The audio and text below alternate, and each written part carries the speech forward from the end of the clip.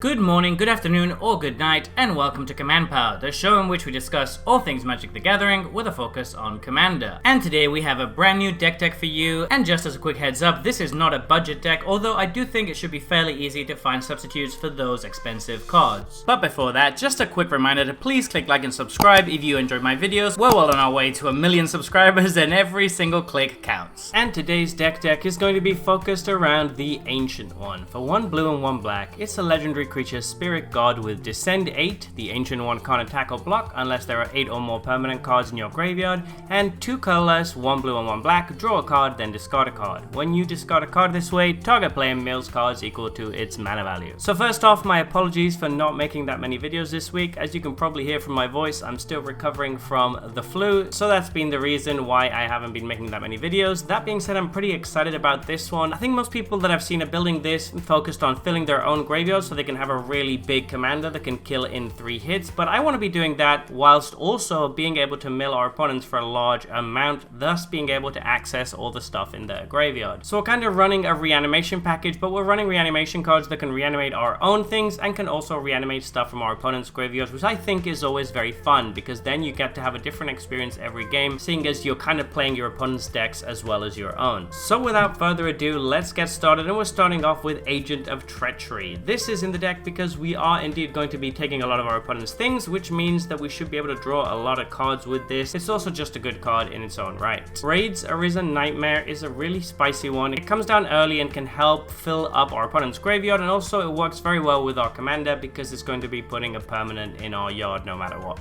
Captain Ithrad pulls a lot of work in this deck. We don't have that many horrors, but we are going to be putting a lot of cards into our opponent's graveyard from their libraries, so that means that this is almost always going to have access to some good cards that we're then going to get to put onto the battlefield. Consuming Aberration is one of the best cards in the deck. It's going to be absolutely massive because all of our opponents are going to have pretty stocked graveyards if we get our way, and it also helps fuel the rest of our deck by milling our opponents whenever we play spells. Cruel Somnophage should be fairly big for 2 mana, and it can also help us start milling our opponents or milling ourselves in order to find stuff to steal or to hit Descend 8. Diluvian Primordial is going to be great late game when the graveyards are fully stocked. We're going to be able to cast hopefully 3 very relevant spells when this comes in, which is really solid. Dimir Doppelganger gives us a little bit of targeted graveyard hate. We do want a little bit of that in the deck since we're going to be helping our opponents fill their graveyards, and it's nice that it can become a copy of multiple different things as well. Geth, Lord of the Vault, is very mana intensive, but late game this can provide us a good way to reanimate stuff from our opponent's graveyards. Glasspool Mimic is just a good value card in this deck. It doesn't have any particular synergy, but it's a good card that doesn't take away from one of our land slots. Golem's Scheming Guide is one of my favorite cards at the moment. This guy just provides insane card advantage and it's very difficult to remove. Gyruda, Doom of Depths, comes down late, mills a bunch, and then we're going to get to steal something and put it straight onto the battlefield, which is very nice. Halo Forager is similar to Snapcaster Mage in this deck. Obviously it doesn't have the flash, but it does allow us to play an instant or sorcery from any graveyard, which is very nice. Havengal Lich gives us a great way to repeatedly reanimate stuff. It's not as good for reanimating our opponent's things because we don't get to use mana as if it were mana of any color, but it's still a very good card. Keen Duelist is my favorite card in the whole of Magic, so of course it was going to find its place in this deck, particularly since we have quite a high curve. Lazav Dimir Mastermind is going to be fantastic. It's hexproof, which makes it very hard to deal with, and it's just going to keep transforming into the best stuff that we mill every single turn. That's amazing. Likeness Looter is a new card that I've yet to try out, but it looks like it's going to be really good in this deck. Drawing and discarding is exactly what we want to fill up our graveyard with permanents, and then when we don't need the looter anymore, it can just copy something big in the graveyard, and it still retains the copying ability, so it can keep copying other stuff. Necrogoyf is very good for multiple reasons. First, it's going to be really big because of all the creatures that are hopefully going to be in graveyards. Then it's also going to make our opponents fill up their graveyards by discarding cards from their hand, and we can even madness it out when we discard something, which we do have quite a bit of thanks to our commander. Rakshasa Debaser is a great finisher in this deck. Whether we cast it for its Encore or its regular cost, it's just going to provide some very strong value. Sepulchral Primordial comes in and reanimates the best thing in each opponent's graveyard. That is amazing value. Childred is going to be very good in this deck because it should be very easy to meet her transform requirements, seeing as we're going to be milling our opponents a lot. And then if we ever get to the final mode on her flip side, we just instantly win the game. Shieldred Whispering One is going to make our opponent's graveyards get full, whilst also reanimating something of our own every turn. So Conrad of the Grim is one of the ways we can finish the game. When we have this out, we can just use our commander's ability and mill ourselves or any player that we think is going to have a lot of creatures for a large amount, which then means they're going to take a ton of damage, and we can just keep doing it over and over. Thieving Skydiver comes in early and steals one of the best artifacts in play, hopefully a Soul Ring if possible, but it's just a good card at any point in the game. Ixalan is really interesting because again, we do want to manage our opponent's graveyards and make sure we're not giving them too many resources. So this can just kind of pick the worst stuff out of their graveyard, and the more we do it, the more copies we're going to get of Ixalan, so eventually it can just overwhelm our opponents if they don't deal with it. Vengeful Pharaoh is a really cool card. We can dump it into our graveyard with our commander's ability, and it's going to make our opponents very reticent to attack us because we get to kill one of their things. If they do eventually attack us, we get to put Vengeful Pharaoh on top of our library. At that point, we can just use our commander's ability to dump it right back into the graveyard, puts our opponents in a bad position again. Wonder is great because we get to put it into the graveyard very easily, and once we do, it provides us with a decent finisher by giving all of our creatures flying. Moving on to sorceries, we have Beacon of Unrest. This is a very good source of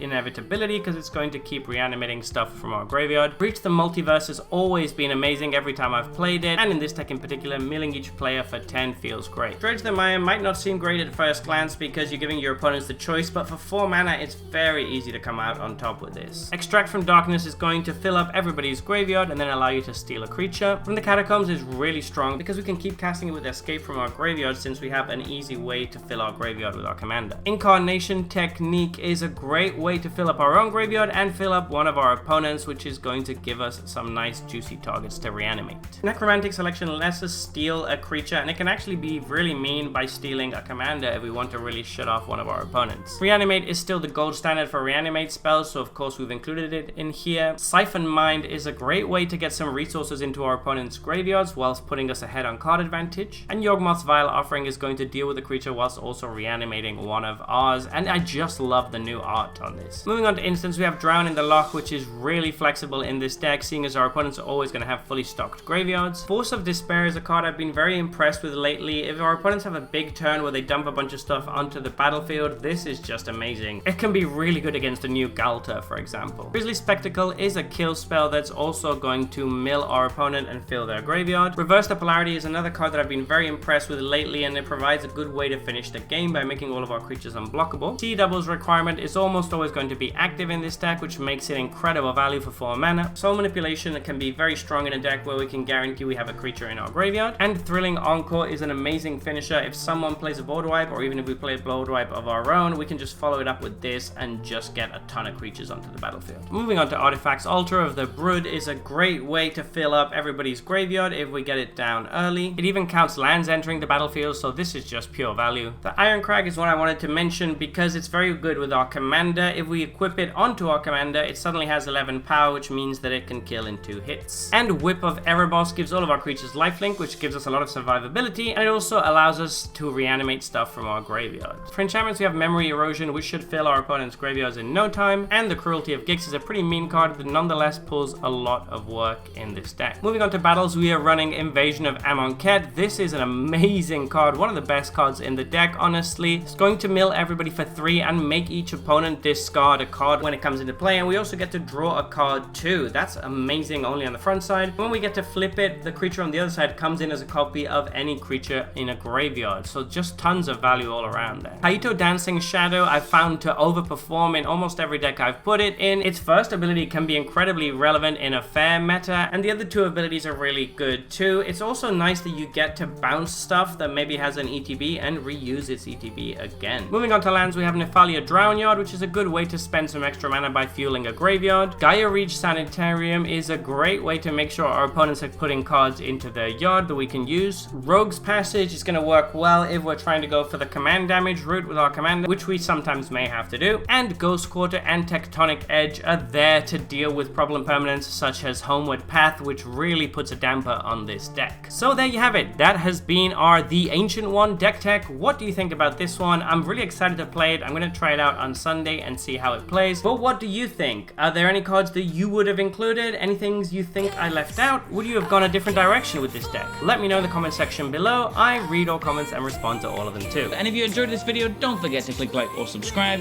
It really helps the channel. And until next time, take care.